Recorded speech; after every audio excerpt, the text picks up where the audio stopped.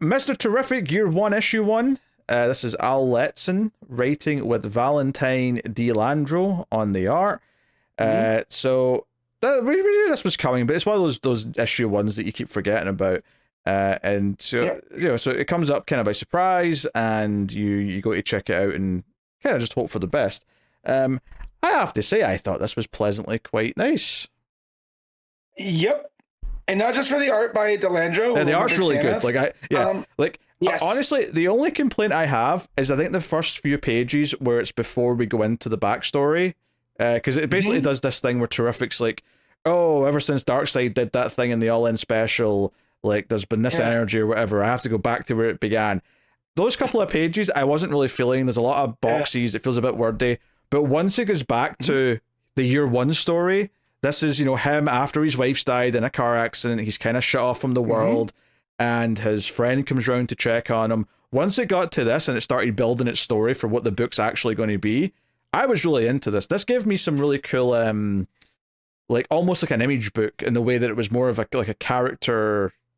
I won't say a drama because there is some action later on, but the whole heist thing. Yeah, but it's all more grounded than a superhero story. So did I miss that? That's his friend, not his brother. Or maybe it is his brother. I just don't know what his brother's name is. Okay. They never say it's his brother. Because then I was looking up. No, okay. So I just assumed like it was his brother. But yeah, his friend Dre or brother, whatever he was, comes over to essentially shake him up and be like, "Hey man, you need to be around people more. You shut yourself up in your house, and like I know that you're going through it and you're entitled to grieve, but come on, man, you're still." We miss you kind of vibe. And I didn't expect that coming out the gates. Is that where, this is the point kind of at his lowest that we're meeting him at. Yeah. So everything from there, it goes up. And I feel like this is the first time I've really understood the Mr. Terrific character, the Michael Holt of it all. So Al Letson, the writer, like props to you, sir.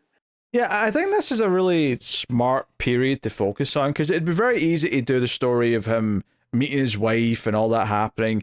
It'd also be very easy to just focus it on and be him like building the tech for the first time. I think making it more of a character thing where it's like, no, he's already a smart guy. He's already building things. But he's really down and out, and he's kind of lost this desire to try and help the world, which is what him and his wife were trying to do with the company. We find out that he sold this company as quickly as he could after his wife was gone because he didn't want to be a part of it anymore. And that's kind of what the main plot ends up being about, is that the woman running this company now, she might be doing these weird experiments to try and create a new energy source, which, hey, that part sounds good. The bad part is that it's possibly making people in the city sick. Like children are getting sick and some of them are dying, and like this is something that Dre is really concerned about and wants to like inspire him to get involved. And and Terrific tries to prove that he's like, no, I'm still doing stuff. Like I've made all sorts of things. Also, Dre apparently wants to be like a fitness coach, and like he's had a fitness influencer. Yeah, he's had Terrific like been working on stuff that he's recorded.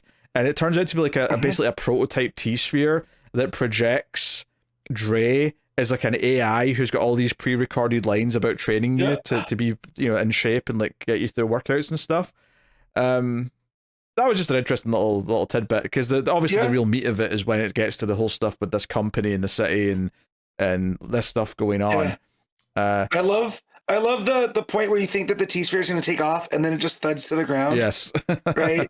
And then the projection comes up. He goes, look, and Dre's like, I mean, that's nice and all, but I spent over 100 hours recording for that thing, and that's all it does. And Michael's like, yeah, but it's going to take some time. And it gives him almost like not quite a mad scientist vibe, but like someone that's at the end of his rope. And he's like, look, man, I'm trying my best. And that's not something I associate with Mr. Terrific, right? He's always calm, cool, and collected. So to see this version that has the messy beard and the hair, and he looks like he hasn't been taking care of himself, it's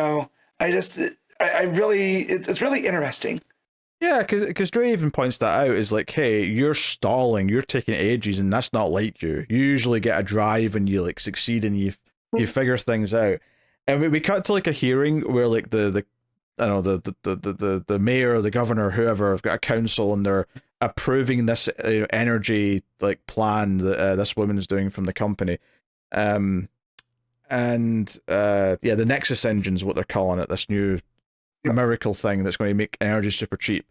So she gets approval to turn it on, basically. We also see Holt go to his wife's grave, and he's like basically crying there and saying that he's kind of messed up. And this idea that, because this is the thing, the narration's in hindsight. It's like it's Holt from the present that's narrating it. So he's basically saying, hey, Dre saying all these things to me did kind of hurt a bit more than I was expecting. Like, it kind of woke me up a little bit. So one of the things that I really like, though, and the art obviously was shining in all the personal stuff, but it was just like, them talking to each other, and it was getting all the body language right and all that. But once we get to this quiet heist where like a group of people are breaking into the building, like this company's building, and notably they used this like sort of like all-purpose lockpick thing that we saw at Holt's place, which lets you know that Dre's one of the people breaking in because he cares about this. We get them sneaking in and trying to get up to the place with this Nexus engine, but they find it empty, and then the guards show up and reveal that they knew they were in the building the second they started crawling in the vent, so they were kind of prepared for them. So they try and like upload a thing or whatever, but the guards come chasing after them. I love that when the energy thing turns on, all the art goes into like black and pink with bits of yellow. It looks like when you invert the colors in something, it kind of feels like the world's been inverted with whatever this energy is. So really interesting. And you get those same Kirby crackles we were talking about in Just League Unlimited. Yes. Right, with the energy, with the dots and everything.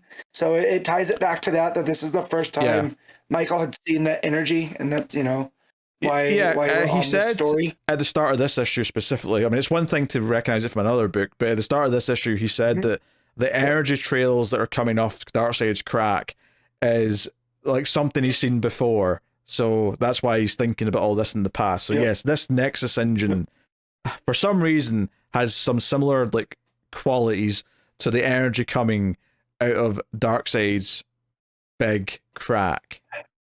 It's never DC, Darkseid's crack. that's what DC stands for. Now is Darkseid's crack. Oh my god, we've worked it. It's been like 2 years. We've worked it back. Dear. Good times. So basically, Dre's able to run away. A couple of the guys get away. Not all of them do. Notably, the lady picks up like part of the lockpick thing, and is maybe the implication being that she'll figure out where it came from. But Dre calls Holt and says, "Hey, come get me. Like, I need you to come pick me up." Which he does. Obviously, he's a bit grumpy about it because it's middle of the night or whatever. But I actually, Joe, one of my favorite moments of art here is when Dre gets in the car and he was making fun of Holt's car earlier. And Holt puts on these fancy visor sunglasses, which look very 80s, and then he kicks in like some sort of boost in the car, and we get this. I don't know if it's because the color scheme is the way it is, but the fire on like the engines or the propulsion at the back of the car, the rocket boost, if you will, the orange of that pops so well against the blue car that it's just a really satisfying panel. I think it did a really good job of them like both saying woohoo, and like Holt's laughing, he's the happiest he's been all issue, and he's got those stupid sunglasses on, and he's saying, hey, this thing's got juice, and they're kind of reminiscing. They're very likable as a pair of friends, and it feels like they're really cool with each other, and it makes you care about their relationship right at the perfect time, because by the end of this next page, Dre's in a sniper sight, and the order's given to take the shot, and there's a bang. And the final page of the issue is Dre lying bleeding out on the ground. So, Michael Holt's been pulled out of like his slump, and this is almost like killing John Wick's dog, right? Yeah. Almost, in a way. Obviously, it's a bit more important because it's a person.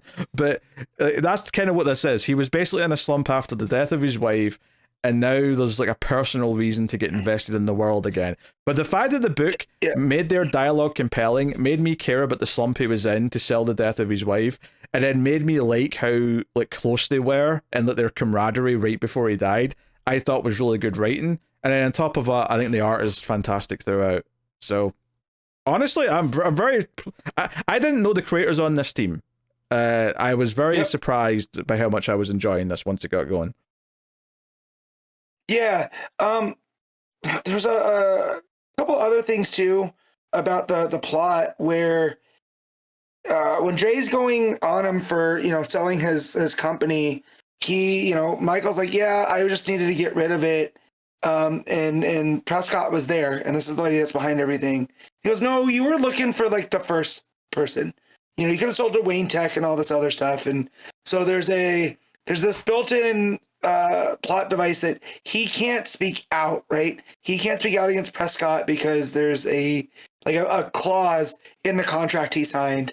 And so that's why he hasn't spoke out about the energy and stuff. Now there's this personal reason, like Pete just said, with the John Wick's dog of it all. Now it almost makes sense now why he has to put on a suit to go and push back against them, because he can't do it as Michael Holt, right? Because of lawyers and all this other stuff. But he can as, probably Mr. Terrific as we get to there. So I also like that aspect of it all. Yeah, I also loved it. There's not even a hint of like how he ends up with that name or the outfit. Like, we're still to see how he gets to that point. But I love that this focused on just the character first before we even get to like a, like his idolization of like the old Golden Age version or whatever it's going to be that leads him to, taking that name.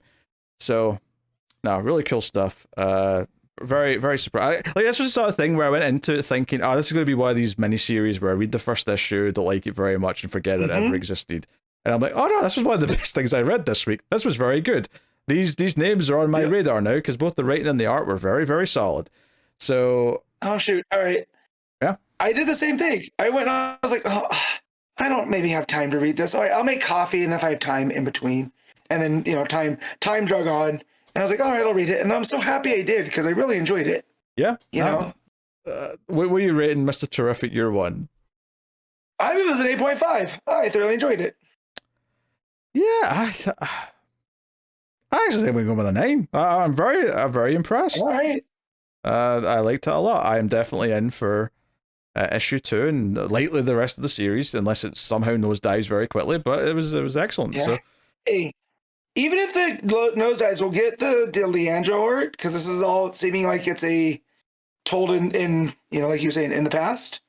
Yeah. So and that's who's doing the past art. So at least we have that because the Leandro art's really strong. Yeah, I wonder if it's going to be like a case of where there's always a couple of pages each issue that's present day, where just it sets up like whole like going like to a new location, you get like a couple of pages of him narrating, and then you go back into the backstory again.